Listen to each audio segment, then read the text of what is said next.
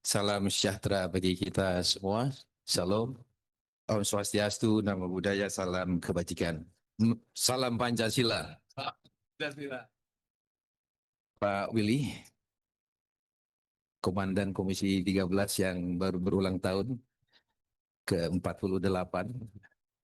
Ini kalau istilah anak gaul nih masih unyu-unyu. Tapi resep awet mudanya coba dikasih ke kita lah biar sama-sama.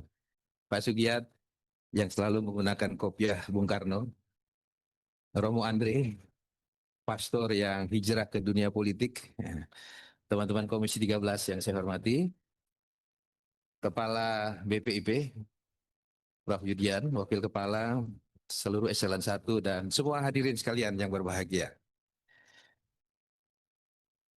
Pada hari ini kita membahas RDP Komisi 13 dengan BPIP yang tajuknya adalah Peta Jalan Pembinaan Ideologi Pancasila.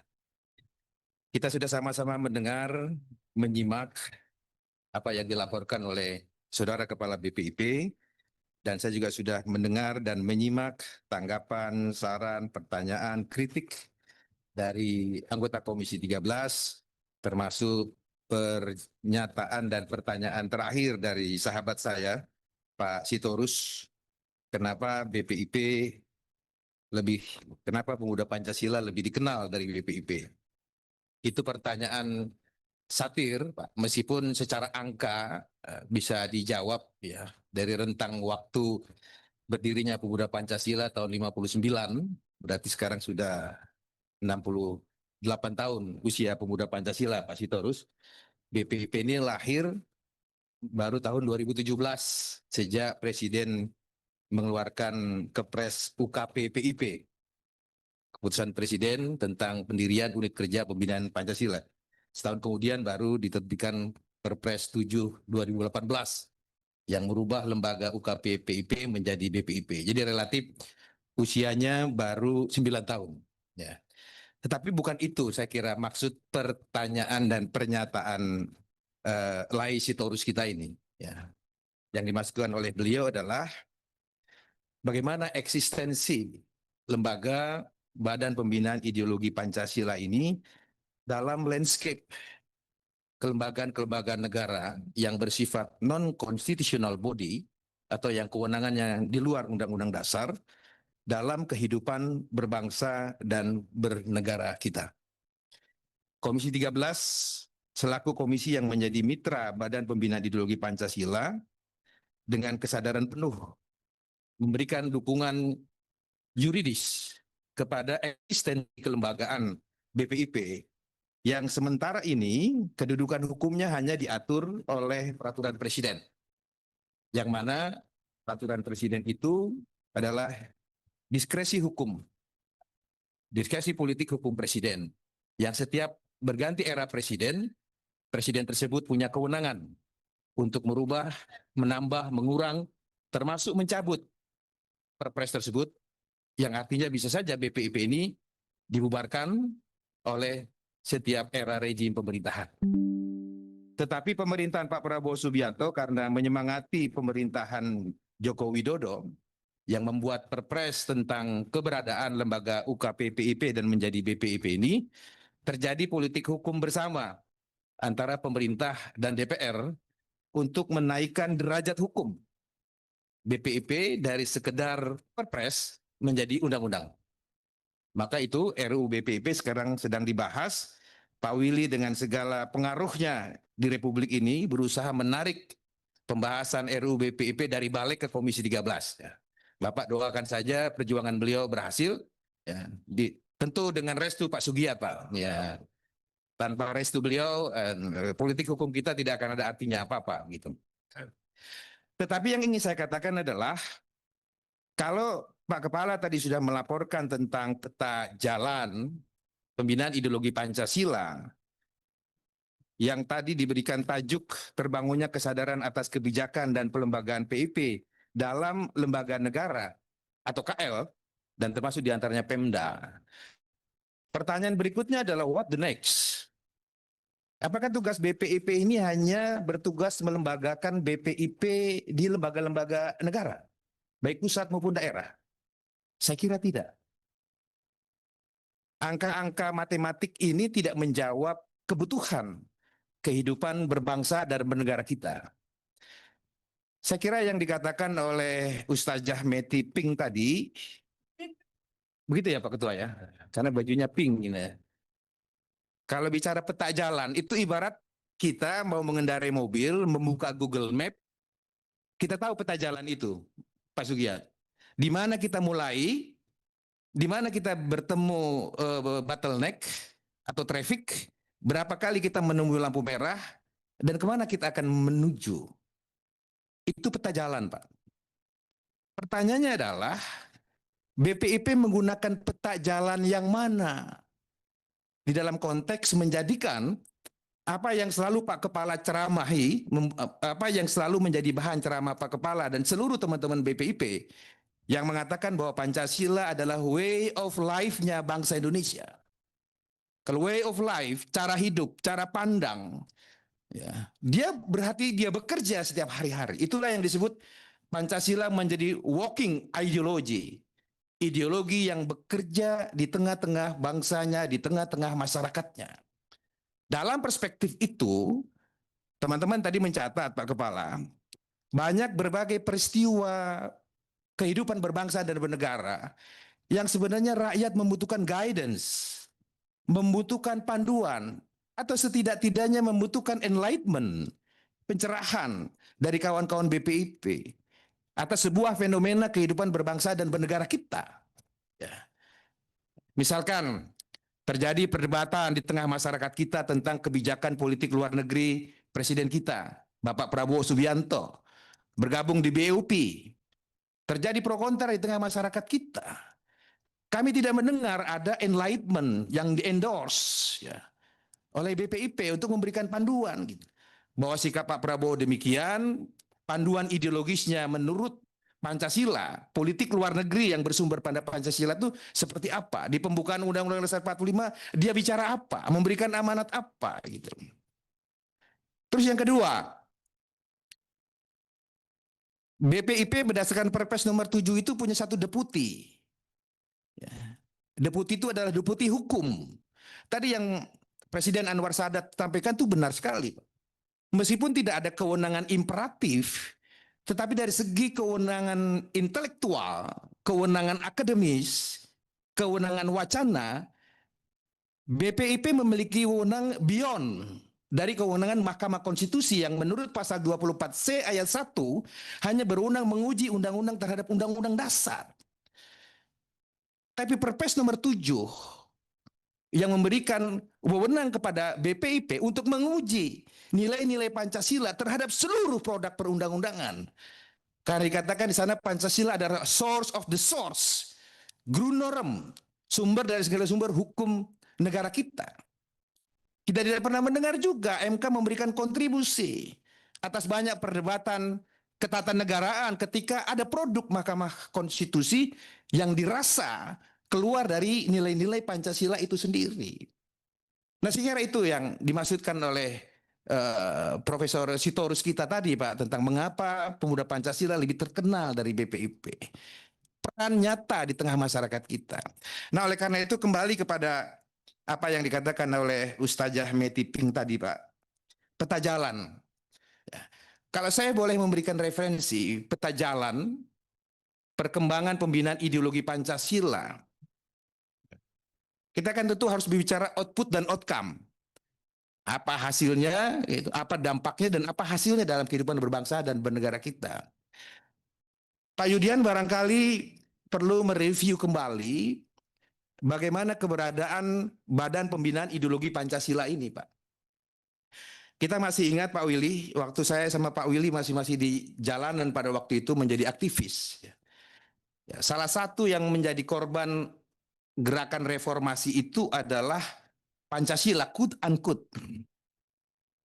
Kenapa saya katakan korban Pancasila? Pada waktu itu, para pegiat reformasi menganggap Pancasila itu adalah milik satu rezim tertentu.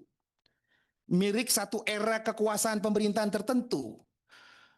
Maka ketika Pak Harto berhasil diturunkan pada waktu itu oleh Pak Willy dan kawan-kawannya, Pancasila turut menjadi korban. Apa indikatornya, Pak Sugiat, Bapak Ibu sekalian? Indikatornya adalah karena Pancasila, wabil khusus tentang P4, penataran pedoman penghayatan pengamalan Pancasila, dianggap Pancasilanya versi Orde Baru, maka ketika Pak Harto jatuh tahun 98, MPR yang mengangkat Pak Harto ketujuh kalinya tahun 97. Ketika Pak Harto jatuh bulan Mei, langsung di bulan Oktober mencabut TAP MPR nomor 2 tahun 78 tentang P4 yang menjadi dasar hukum Eka Prastia Pancakarsa. Dialah tafsir terhadap 36 bukti Pancasila itu. Ketika Pak Harto jatuh, MPR yang mengangkat Pak Harto untuk ketujuh kalinya mencabut TAP 2 tahun 78. Maka hilanglah sumber hukum atau payung hukum dari P4 itu sendiri. Setahun kemudian Pak Willy dilanjutkan oleh Presiden Burhanuddin Yusuf Habibie. Dengan apa? Dengan membubarkan BP7. Ya, itu BPIP-nya Orde Baru, Pak. Begitu. Maka setelah itu, hilanglah Pancasila dari memori kolektif bangsanya. Karena tidak ada satupun lembaga negara yang hadir, jangankan membangun mental ideologi bangsa. Mensosialisasikan Pancasila pun sudah tidak ada sama sekali. Bahkan lebih ekstrim lagi, di 2003, Bapak Ibu sekalian, Undang-Undang Sisdiknas, Sistem Pendidikan Nasional direvisi. Mata pelajaran Pancasila, yang pada era kita zaman kolonial ini ada mata pelajaran Pancasila, sebagai mata pelajaran wajib, langsung dihapuskan, Pak. Tidak ada lagi mata pelajaran Pancasila. Maka sempurnalah sudah skenario mengalienasi Pancasila dari memori kolektif bangsanya pada waktu itu. Maka tidak heran, Pak, setelah itu muncul survei dari berbagai lembaga survei. Ada survei dari UIN Syarif Hidayatullah, 33,6% mahasiswa Universitas Islam setuju mendirikan negara khilafah. 14, sekian PNS, survei Alfara 2018, tidak setuju lagi Pancasila. Siapa menabur angin akan menuai badai, Pak. Itulah yang terjadi. Gitu. Maka pada waktu itu, MPR saat dipimpin oleh Pak Taufik Kemas dan pimpinan MPR yang lain menyadari kekosongan negara akan tanggung jawab itu. Maka disepakatilah satu program yang namanya program sosialisasi 4 pilar MPR RI. Ya, jadi semacam pengganti tanggung jawab negara yang hilang pada waktu itu. Pada tahun 2012, Pak. Maka kalau bicara output peta jalan MPR pada waktu itu adalah MPR berhasil menghadirkan kembali tanggung jawab negara yang hilang pada waktu itu atas tanggung jawabnya membangun mental ideologi bangsa dengan melaksanakan sosialisasi 4 pilar. Setidak-tidaknya Pancasila hadir lagi melalui lembaga MPR dan disosialisasikan oleh 580 anggota MPR ketika dia mengikuti masa reses. Lalu kami menulis surat kepada Presiden Susilo Bambang Yudhoyono pada waktu itu bahwa tugas pembinaan ideologi Pancasila bukan tugas MPR. Karena tugas kami ada di Undang-Undang Dasar. Tugas parlemen, tugas konstitusional. Maka seharusnya pemerintah membuat lembaga semacam pengganti BP7. Tapi waktu itu Pak SBY punya fokus yang lain sehingga beliau tidak merealisasinya. Barulah Pak, di era Presiden Joko Widodo menyadari itu. Dengan sebelumnya membuat keputusan Presiden yang menyudahi polemik kapan hari lahir Pancasila. Dengan Kepres 24 tahun 2016 yang menetapkan 1 Juni sebagai hari lahirnya Pancasila. Sejak Kepres 24 2016 itu keluar, barulah 2017 Pak Willy, untuk pertama kalinya bangsa Indonesia memperingati yang namanya hari lahirnya ideologi bangsanya. Jadi tidak heran kalau Pak Sitorus bertanya tadi, Pak, karena Pancasila pun baru diperingati kembali hari lahirnya itu setelah Kepres 24 2016. 1 Juni 2017 di Gedung Pejambon Pancasila, Gedung Pancasila di depan Gambir itu Pak Willy, itulah momen pertama kalinya bangsa ini memperingati hari lahirnya Pancasila sejak dilarang Orde Baru tahun 70 dengan menggantikan Hari Kesaktian Pancasila. Yang setahun kemudian Pak Jokowi mengeluarkan Perpres kalau tidak salah nomor 64 ya, dalam pembentukan UKPPIP. Yang setahun kemudian diganti dengan Perpres nomor 7 tahun 2018 UKPPIP menjadi BPIP. Itu outputnya, Pak. Kelahiran Pancasila pun lahir dari MPR. Nah, sekarang ibaratnya BPIP ini sudah diberi karpet merah. Tidak ada lagi perdebatan orang tentang pentingnya Pancasila hadir dalam kehidupan berbangsa dan bernegara kita. Seharusnya bicara output dan outcome, ada indikator-indikator yang sudah bisa digunakan untuk mengukur ada perkembangan, ada progres, ada kemajuan implementasi Pancasila sebagai way of life-nya bangsa Indonesia. Nah, dalam perspektif ini, saya melihat ada aspek hukum fundamental yang tidak digunakan oleh BPIP dalam merumuskan peta jalan pembinaan ideologi Pancasila ini. Kita sudah final lah bicara Pancasila sebagai guru norm, sebagai ideologi bangsa, sebagai falsafah bangsa, sebagai pemersatu bangsa, perjanjian luhur para pendiri bangsa dan lain-lain. Sehingga ia disebut sebagai way of life. Tetapi implementasinya, Pak Judian mungkin buka lagi dokumen MPR, Pak. Ada TAP MPR nomor 6 tahun 2001 tentang etika kehidupan berbangsa. Di mana TAP MPR nomor 6 tahun 2001 tentang etika kehidupan berbangsa ini oleh TAP MPR nomor 1 tahun 2003 tentang evaluasi dan peninjauan status hukum seluruh TAP MPR dan MPRS dari tahun 60 sampai tahun 2002 yang dinyatakan masih berlaku lagi. Jadi TAP 1 2003 itu Pak Willy dan kawan-kawan sekalian ibarat TAP MPR sapu jagat. Ya. TAP MPR yang terakhir yang boleh dibuat oleh MPR. Yang setelah itu MPR sudah tidak punya wewenang lagi membuat TAP MPR apapun. Maka disebut TAP MPR sapu jagat itu. Nah, ada beberapa pasal di sana, ada 6 pasal mengatur tentang TAP 1 2003. Di antaranya adalah mengatur ketetapan-ketetapan MPR yang dinyatakan masih berlaku lagi sampai terbentuknya undang-undang. Dia ada di pasal 4. Gitu. Nah, etika kehidupan berbangsa ini, Pak Kepala, dimasukkan dalam pasal 4 TAP 1 2003 yang dinyatakan masih berlaku lagi sampai dengan terbentuknya undang-undang. Nah, sampai hari ini belum ada undang-undang etika kehidupan berbangsa. Dengan demikian, sesuai ketentuan di pasal 7 Undang-Undang Pembentukan Peraturan Perundang-undangan, di dalam penjelasan ayat pasal 7 itu, TAP etika kehidupan berbangsa ini resmi menjadi sumber hukum positif kita. Saya tidak melihat dalam dokumen peta jalan ini BPIP menggunakan ya TAP 6 2001 itu sebagai pedoman peta jalan, Pak. Padahal jelas sekali TAP itu mengatur bahwa etika kehidupan berbangsa ini bersumber dari nilai-nilai Pancasila. Rujukannya pun sangat eksplisit. Dikatakan di sana pokok-pokok etika kehidupan berbangsa itu ya terdiri dari beberapa bidang. Bidang etika, sosial, dan budaya. Ya, indikatornya adalah menghargai perbedaan, gotong royong, dan kesetiakawanan sosial. Etika politik dan pemerintahan. Indikatornya menekankan kejujuran, keterbukaan, rasa tanggung jawab dalam bernegara. Pejabat publik diharapkan mundur jika merasa tidak mampu atau melanggar hukum, dan seterusnya. Ada etika kehidupan bisnis, ekonomi dan bisnis, penegakan hukum, etika keilmuan, etika lingkungan, dan lain sebagainya. Ini sumber hukum, Pak. Sehingga paling tidak kalau ada pihak yang masih meragukan kredibilitas BPIP dalam membuat satu regulasi, ini menjadi pedoman BPIP. Membangun argumentasi hukum bahwa BPIP menjalankan perintah undang-undang. Nah, untuk itu Bapak Ibu sekalian, saran dan pendapat saya, dalam menentukan peta jalan, BPIP tidak hanya sekedar bicara existing BPIP di lembaga-lembaga negara. Tetapi bagaimana nilai-nilai Pancasila itu kemudian manifest dalam kehidupan bermasyarakat, berbangsa, dan bernegara. Dan BPIP hendaknya hadir dalam setiap fenomena, setiap peristiwa di mana rakyat membutuhkan panduan. Dan oleh karena itu pentingnya lembaga BPIP ini diterima oleh semua pihak. Sehingga dengan demikian, baik mulai figur, statement, kemudian beberapa hal yang membuat BPIP ini harus bisa menjadi bagian. Semua komponen bangsa, yang Islam, yang Kristen, yang Hindu, yang Buddha, yang aliran politik lain-lain, betul-betul merasakan BPI itu milik bangsa. Bukan milik satu kelompok, bukan milik satu golongan. Gitu. Sehingga pernyataan kepala BPIP itu adalah menjadi rujukan. Karena Bapak eksekutifnya. Apalagi di atasnya banyak pendiri tokoh-tokoh bangsa di sana yang bisa menjadi inspirasi moral kekuatan eksekutif BPIP ini.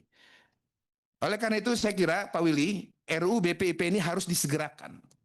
Agar kewibawaan politik BPIP ini bisa diperkuat oleh payung hukum undang-undang. Dan kalau ini terjadi, era pemerintahan Pak Prabowo, Pak Sugiat, akan menjadi era pemerintahan pertama yang memberikan payung hukum terhadap tugas pembinaan ideologi Pancasila dari Perpres menjadi undang-undang.